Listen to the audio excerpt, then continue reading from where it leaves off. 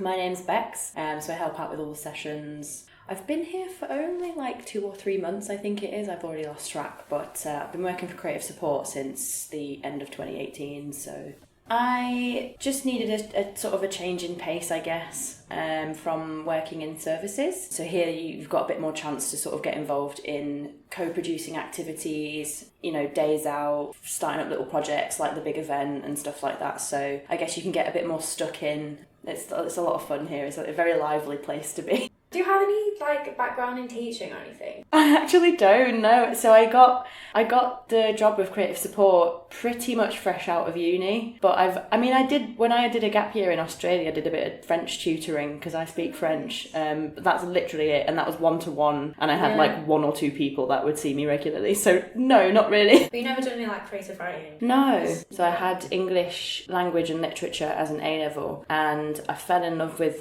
reading and analysing literature and things like that. And everyone loves a good story, I suppose. I like sort of inspiring people's imagination. I didn't realise quite how much I liked that until I started doing the creative writing really cool. and seeing all the stories they came up with. I think everyone's got really great ideas, but it's just about how well they can convey that to other people, and I wanted to make sure that we weren't just focusing on the contents of the story, but actually the structure of it as well. So I wanted them to walk away feeling like they had gained knowledge in a certain area, such as writing stories and stuff like that. I just thought, we're all writing these stories week after week. Let's put them somewhere towards something. So hopefully we'll be sort of self-publishing, I suppose, a book of their stories, and that's what we're writing at the moment, is stories about facing adversity. So they're writing in chosen genres, which is fun. There's literally a mix of everything in this book. The way I see it is, if I would come here, what would I want to get from this? And I'd want to be distracted first and foremost, because I imagine that the people who come here have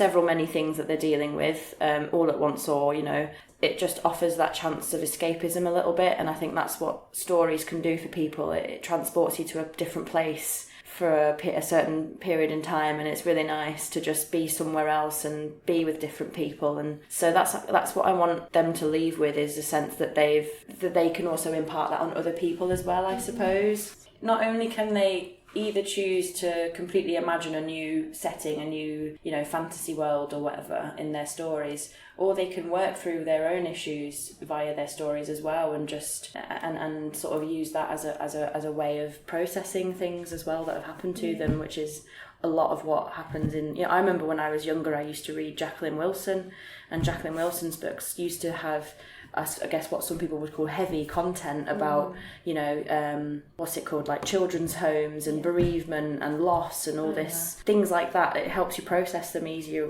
Definitely I did when I was younger, when I read them. It made it easier to approach those subjects. So you don't always, when you're in the thick of it, you can't see for looking, you can't see how far you've come. All you know is that you're still going through this massive fog, but you don't realise that you've gone past, 70% of it because you're still in it. So how socialising with people who are like-minded and who, are always striving to improve themselves, it's really motivating to be around. Even as a staff member, it's super important to be able to come together as a group and share in stories like that, because a problem shared is a problem halved, I guess. I think a good day for me is strangely one that has a couple of challenges along the way, because if it's too easy, it's a bit boring for me.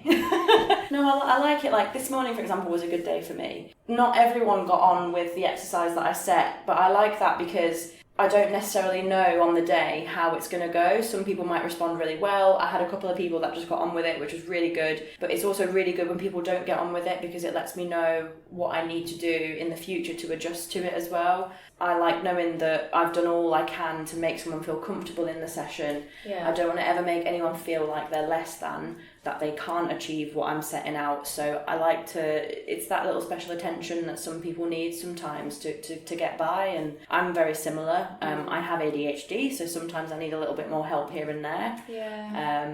So I totally get it, and it's I don't want people to feel bad for that.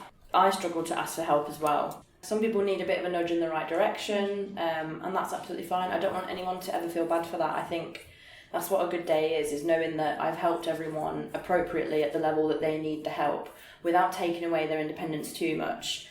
Is there anyone that inspires you?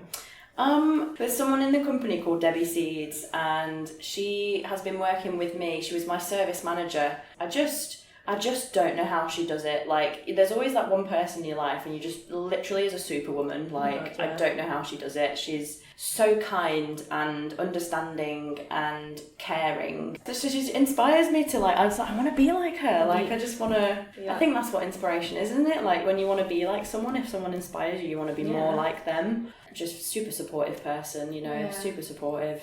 Someone that you can count on is so important in this line of work as well.